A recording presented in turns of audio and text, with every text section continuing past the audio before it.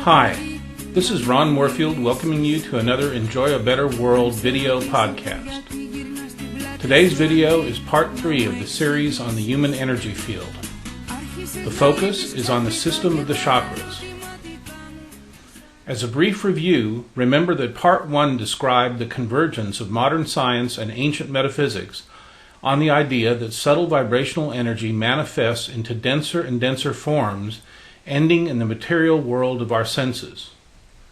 And part 2 described the descent of the human energy field from the subtlest level of the nadis through the mental energy body, the emotional energy body, the physical energy body, and finally into the physical body itself.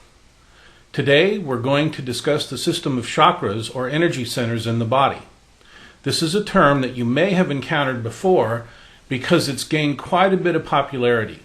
Despite that popularity, it's extremely interesting that the system of chakras really isn't emphasized in Oriental medicine. And I suppose that's because traditional Chinese medicine, as taught in acupuncture schools, doesn't really teach a method to treat the chakras in any way. I'm going to present the chakras in a slightly different way than is normal. It's going to unify the system of the chakras and the system of the acupuncture points in a later podcast. It's really amazing how widespread the idea of chakras and energy centers really is.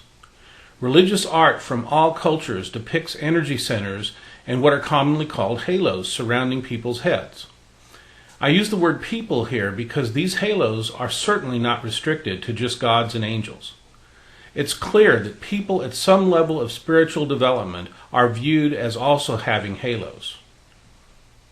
What's surprising is that the system of chakras is also depicted in one of the most common symbols associated with modern medicine.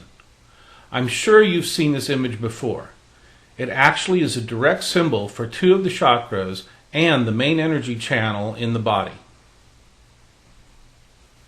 And here it is superimposed on an image of the body itself. I'll bet most doctors would be shocked if they knew the metaphysical nature of this image. So, to begin, let's start with this main energy channel. The main energy channel goes from the base of the spine to the top of the head. It goes by different names in different cultures. In Kundalini Yoga, it's called the Sushumna. In esoteric Chinese medicine, it's called the Taiji pole.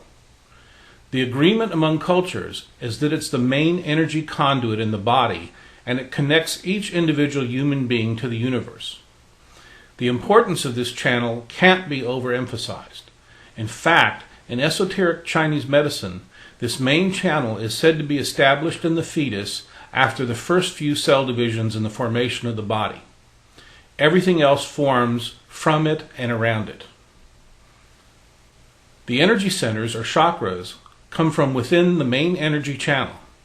In different cultures, there are different numbers of chakras, but the most universally accepted model consists of 7 primary chakras located in the body along the main energy channel. These chakras extend from the middle of the body to specific locations on both the front and the back of the body, known as gates. The diagram shows the 6 gates on the front of the body, plus the crown chakra on the very top of the head. Previous podcasts described the information component of the building block energy chi. That information component is often described as frequencies of vibration. And the important thing to understand is that each chakra is sensitive to specific vibrational frequencies, or types of information.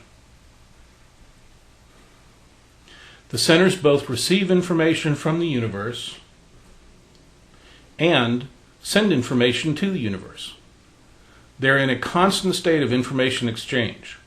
In a sense, they're like central switching stations to move specific kinds of information and energy around in the body.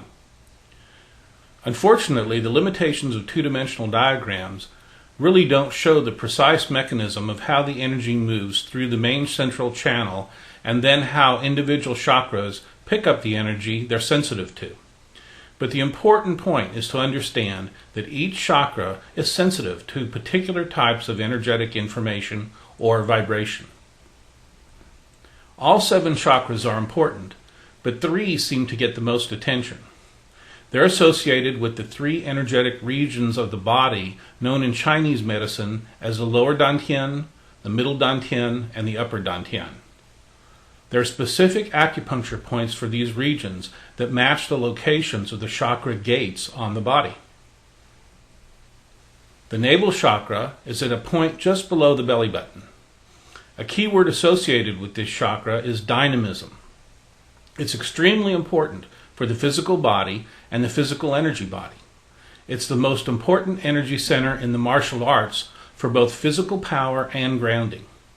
It's the energy center related to desire, particularly physical and sexual desire, but also to the desire for power and, in the most negative sense, to greed.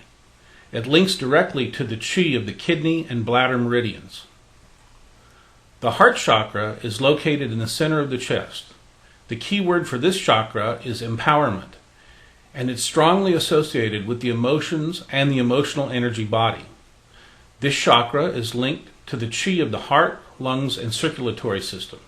It's also regarded as the main center associated with internal feelings of compassion, love of humanity, and empathy. Negative energetic manifestations of this center include the inability to give or receive love. This center is the gateway for agape or spiritual love. The third eye chakra is located between the eyebrows. In acupuncture, it's associated with the yin-tang special point. The keywords for this chakra are perception and control. It's strongly associated with the mental energy body and hence with thought and thought forms. Negative manifestations in this chakra are associated with overemphasis on the rational mind and seeing only the obvious. But positive manifestations focus on clairvoyant sight. These 3 chakras establish what the ancient philosophers of China called the relationship of man between heaven and earth. The third eye chakra establishes the human being's link to heaven. The navel chakra establishes the human being's link to earth. And the heart chakra establishes the human being's link to each other. Imagine looking at a physical body from the side, with the front of the body at the top and the main energy channel in the middle. The physical energy body, emotional energy body, and mental energy body radiate outward to different distances. And the nadis connect this energy system to the universe. The chakras emanate from the central energy channel and permeate all the energy bodies, both on the front and back of the body. To wrap up this discussion of the chakra system, I want to mention that the 7 chakras are not the only energy centers in the body. There are many others. For example, there are smaller centers in the palms of the hands. And as you'll see later on, the individual acupuncture points are small centers of energy. Focus on the information component of chi. In that sense, the chakras are the major points for processing information in the body. More refined information processing is done in the other energy centers and in the acupoints. The energy of the universe at all vibrational frequencies moves in the central channel. Each chakra takes the vibration frequencies that it responds to and passes them on to its energy subsystems. One of the small energy centers takes the vibration frequencies that it responds to and passes on the energetic information, perhaps to one of the organs in the body. This all works great until something is out of balance and distorts the flow of information. But that'll be the subject of future podcasts.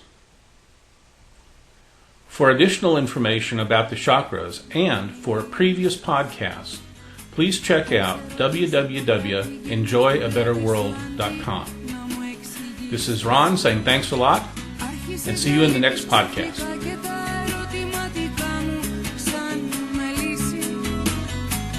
Πριν φαινόταν